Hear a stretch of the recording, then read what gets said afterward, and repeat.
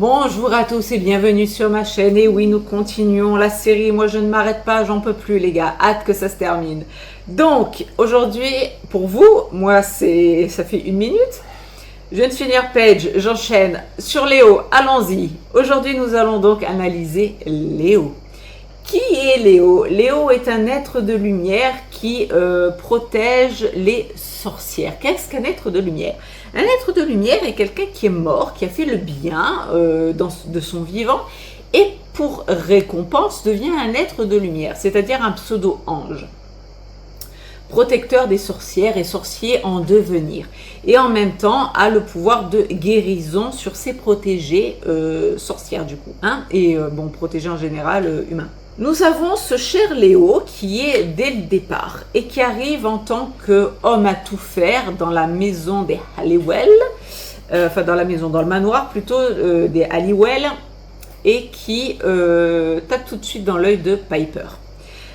Tous les deux vont s'aimer très rapidement et donc vont former un couple et le couple le plus solide de la série, je vous l'avais déjà dit. Léo, c'était quoi avant, étant donné que je vous ai dit que c'était un mortel qui ensuite par récompense devient être de lumière, donc il a l'immortalité, d'accord? Avant, Léo est né dans les années, je ne sais pas, puisque à la guerre de 40-45, il avait dans les 20-30 ans, donc je ne sais pas, vous faites le calcul, donc dans les années, allons-y, dans les années 20, il est né dans les années 20, 1920, dans les années 1910-1920, si je ne me trompe pas. On va imaginer qu'il a 30 ans dans la série. Et donc quand il arrive, quand il était humain, pendant la guerre 39-45, il était médecin, n'est-ce pas? Il était au front plus ou moins, et il était donc médecin pour les soldats pendant la guerre, ok?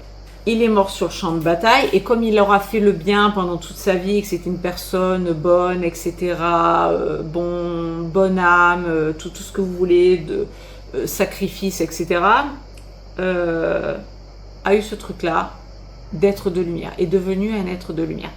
Et donc a eu la mission, entre autres, de protéger les fameuses sœurs Halliwell, donc celles qui vont avoir le pouvoir des trois. Il n'est pas là pour rien, il aide aussi d'autres sorcières, mais elle bien spécifiquement. Donc on commence avec lui en tant qu'ange, d'accord, et on va finir avec lui en tant qu'humain. Parce que toutes les épreuves qu'il aura traversées dans son entité ange, il en aura déjà traversé en tant qu'humain, mais ça n'aura pas suffi.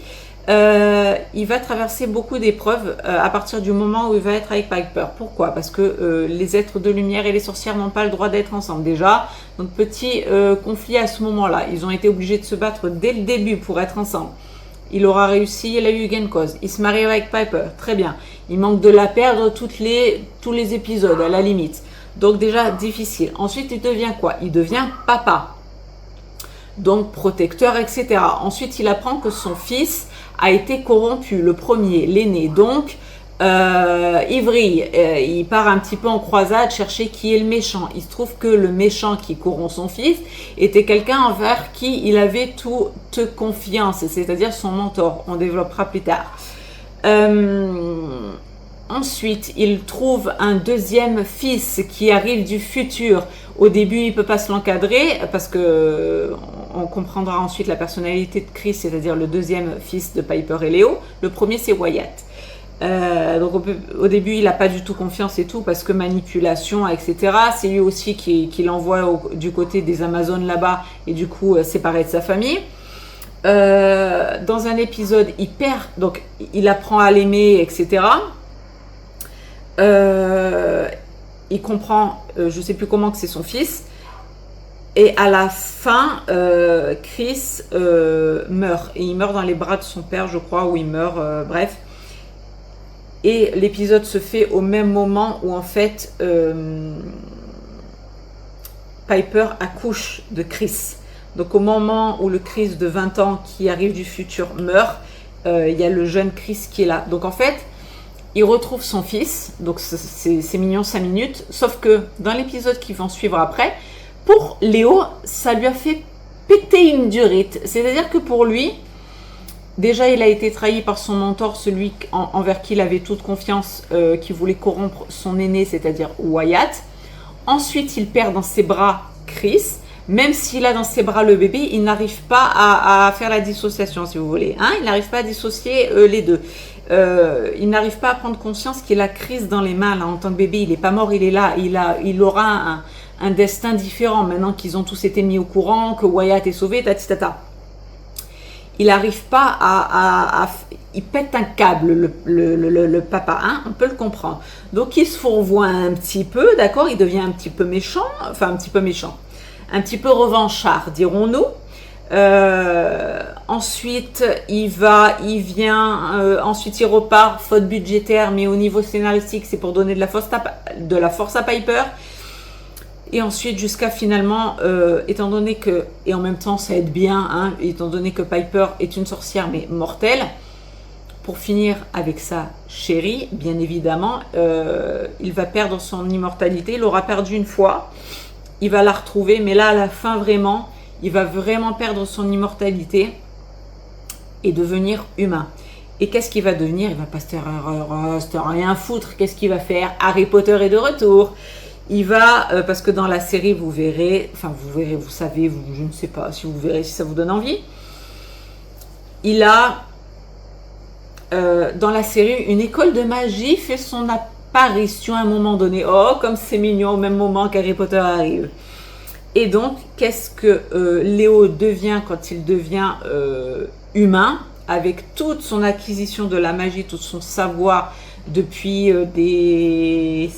non pas des siècles, des décennies, hein, où il est être de lumière, où il a appris plein de choses, qu'il a une sagesse infinie, qu'il est bon, qu'il est tout ce que vous voulez, eh bien qu'est-ce qu'il va être?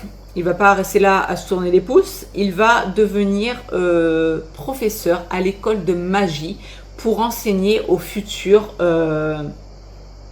êtres de lumière, aux enfants qui sont là, qui soient moitié êtres de lumière, moitié sorciers, moitié ce que vous voulez, voilà, aux gentils en devenir. Voilà, donc il va être professeur dans l'école de magie où aura grandi ses enfants, bien évidemment, où auront été éduqués ses enfants à la magie.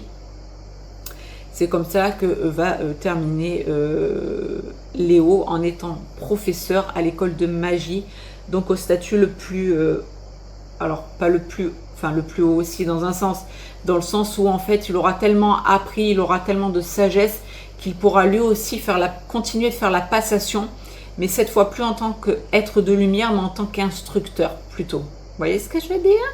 Et on reste toujours dans un délire de magie, etc. Puisqu'il a le droit, même si c'est un humain, étant donné que c'est un ancien être de lumière, il a le droit bien évidemment d'être dans cette école et d'enseigner à ces jeunes enfants, ces jeunes sorciers, ces jeunes sorcières, ce que vous voulez. Et je trouve que c'est mignon, le twist est bien fait. Et de toute façon, le couple Piper et Léo, pareil, Léo du début jusqu'à la fin, tout comme Phoebe et Piper, ce sont les trois qui restent du début à la fin, les seuls. Et voilà, donc belle fin pour Léo, reste avec Piper jusqu'à la fin, arrive à revenir. À la fin, bien évidemment, ils auront eu 2 fils et une petite fille. J'ai oublié de le dire d'ailleurs pour les autres. Paige leur a eu 2 jumelles et un petit garçon, je crois. 2 jumelles, c'est sûr, et je crois un garçon. Et Phoebe, je crois qu'elle a 3 filles, si je ne m'abuse. Hein, voilà. Donc on est là-dessus. Donc en fait, Léo, c'est l'évolution en fait d'un homme. On pourrait croire qu'il aura déjà passé tout un truc parce qu'il est devenu être de lumière, mais non. En étant amoureux de Piper, eh bien, il va vivre comme un humain pourrait le vivre, les difficultés de la vie, les difficultés dans un couple, les difficultés en tant que père, les difficultés à affronter les épreuves de la vie, à se redresser des épreuves de la vie, petit clin d'œil à quelqu'un qui se reconnaîtra, et d'autres. Mais voilà, on se comprend. Donc, tout ça va amener ce personnage-là, malgré l'immortalité qu'il avait, malgré son statut d'être de lumière, eh bien, à encore évoluer au contact de Piper, c'est-à-dire au contact de son amour, de son âme sœur, au contact de ses enfants, donc au contact du fait d'être père, mari, à devenir encore quelqu'un, la meilleure version encore de lui. Voilà, et à vouloir souhaiter non pas l'immortalité, mais la mortalité du coup, hein, et le fait de finir sa vie avec sa femme, voilà, faire au mieux avec ses enfants, etc., etc. Et donc évoluer comme ça au fur et à mesure des épreuves. En fait, il va évoluer grâce ou à cause d'eux, comme vous voulez, comme bon vous semble, à son amour, à son couple avec Piper, va vraiment là pour le coup vivre les difficultés de la vie, du couple, de la famille, des épreuves de la vie, etc. Et va faire tout ça, va faire de lui encore une fois la meilleure version de lui-même et va finir, comme je vous ai dit, aux côtés de Piper, de ses enfants et en tant qu'instructeur professeur à l'école de magie. Donc voilà, c'était tout pour ce cher Léo que j'aime beaucoup, que j'ai rencontré en vrai, rappelons-le, avec Piper, qui est un chic type aussi bien dans la vie que dans la série. Bon, après, je suis pas avec lui non plus, on sait jamais, mais de ce que j'ai vu, elle a l'air quand même assez bienveillant et sympa. Donc voilà, et personnage que j'aime beaucoup, beaucoup, beaucoup, et que ça m'a fait chier de perdre à cause de problèmes budgétaires de la série. Donc voilà, c'est tout pour l'analyse de ce cher Léo. Nous nous retrouvons dans un prochain épisode. Donc jusque là, portez-vous toutes et tous très bien. Je vous fais à tous de très très gros bisous. On se retrouve dans une prochaine vidéo. Gros bisous à tous, bye bye.